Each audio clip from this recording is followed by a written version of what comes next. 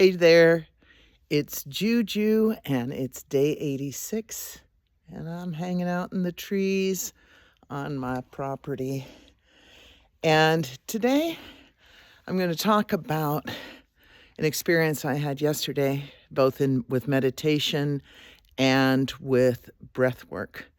And this may be a little woo-woo for some of you, but it was a beautiful, interesting experience. So let me tell you, the kind of breath work that I do is conscious. I wrote it down because when I have these sessions and these visions, I write everything down because it all happens so fast. This is conscious connected breathing.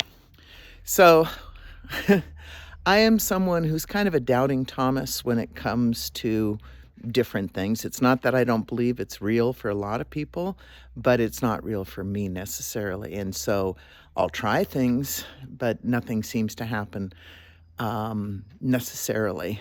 And the one thing that does work for me is this breath work, this conscious connected breath work. And the reason I tried it is my dear friend, said, oh, she was like, I'm having the most amazing experience in this breathwork class, and all I'm doing is breathing. And it's better than drugs, and you can have full body orgasms. And I was like, what? Better than drugs, and you can have full body orgasms? Okay, I'll give that a try. So I came with her to the class, really expecting not to feel anything, and it was awe-inspiring, and I was blown away.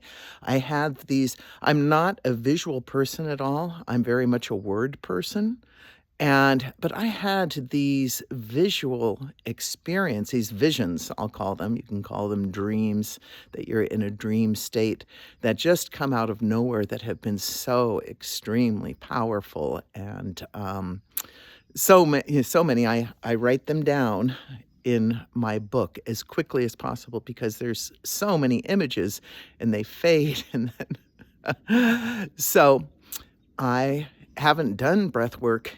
So we did about 3 breath work classes, and then the pandemic hit. And the worst thing you want is to be laying down in a room, breathing hard for 40 minutes. It's like a COVID total nightmare. So we moved it. So in a breathwork class, in this kind of breathwork class, you come in, you do a meditation, there's a theme, and then you lay down and you do this intentional breathing for 40 minutes. And you don't stop. So this was not COVID. And there's music that is playing in the background. So we moved it to Zoom. So I did this breath work on Zoom for years, which I ended up really liking because it was in the complete privacy of my own home. And in my bed, I would lay in my bed to do the session. But now we're back in person, and my breathwork teacher's name is Devi Perry. This is out of Breath and Oneness Yoga Studio. It's beautiful. So, and I haven't been able to go this year because of conflicts, so I knew we were doing a breathwork session. But first, I've been trying this experiment of meditating for an hour in 10-minute intervals. And so I was going to try this with my friend Margot, and we were trying to find a place where we're going to go to the beach. We were on a pretty tight time frame, so we decided to go to a cemetery. And I love cemeteries. One of my favorite movies of all time is Harold and Maude.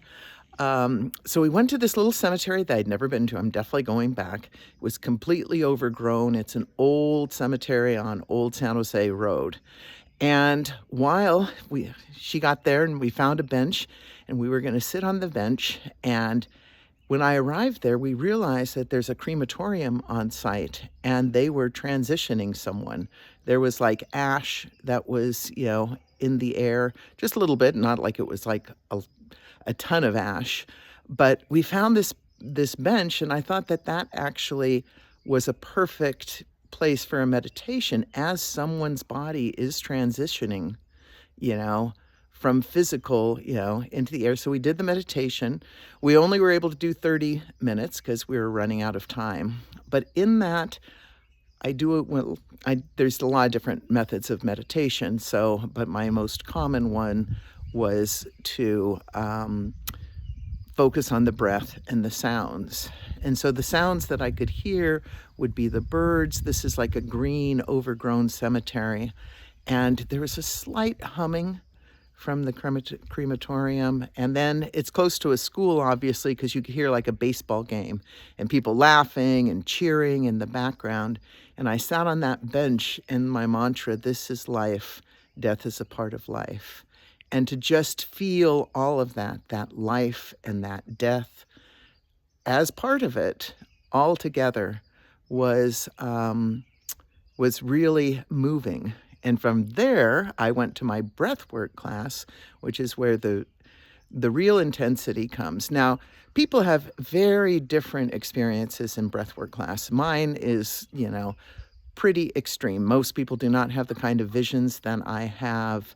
They, it varies very greatly afterwards. People can talk about their experiences, and people have beautiful, intense, sometimes hard experiences, but mine are pretty extraordinary. And the thing that my breathwork session always starts, a poem comes to me. And I was just thinking about right brain, left brain, because I always want to have that poem before I go into the visuals, because, as I said, I am not a visual person, but I am a word person and a poet. But these poems that come to me are just, I'm not writing these other than from the subconscious of my mind. So I'm going to read you the poem and just tell you a couple of images. The one mainly relating to the graveyard that I thought was so interesting. So here is the poem that came to me. I'm here, and I'm going to actually have this like this for the poem. I'm here in the forest of my mind, wandering through the trees, following my path to the meadow of desire, dancing joyously in my center, diving into my own glorious presence, the universe within, beyond desire, beyond wanting, the universal peace and grace, life begins anew. So that was the poem that came to me. And when the visions started, a lot of them, and this happens with me, was like I was a starfish, which then floated into the air and became a jellyfish with the streamers coming down. And then my heart was a sea anemone opening up and filtering. And then my body was a sea anemone. And then I turned into a rose, a white rose that was slowly opening petal by petal. And a bee was, just the beauty of the bee and the work of creation. And then I pictured myself, and it was like I was looking down from drone footage where I was like laying in a spread eagle position in the grass of the cemetery, just saying, I am part of life. And then I pictured myself in the crematorium, and my body was burning. I was, it wasn't painful. It was just like to be there, and like, this is the transition of life, and then the ash started floating up. I am having fun with the redwood grove. The ash started floating up, just like, and I could feel myself like I'm just dissipating into the universe, and then the ash became the stars, and I was part of the cosmos. So that was a beautiful. I'll end it there.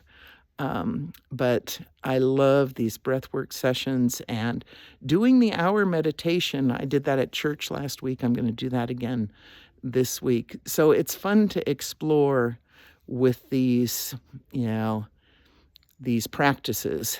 And as I said, I was a doubting Thomas, but when you find what works for you, whatever that is, believe in it and follow your heart. So this is Juju, unscripted, unedited, unfiltered, coming from the Grove. Lead with love.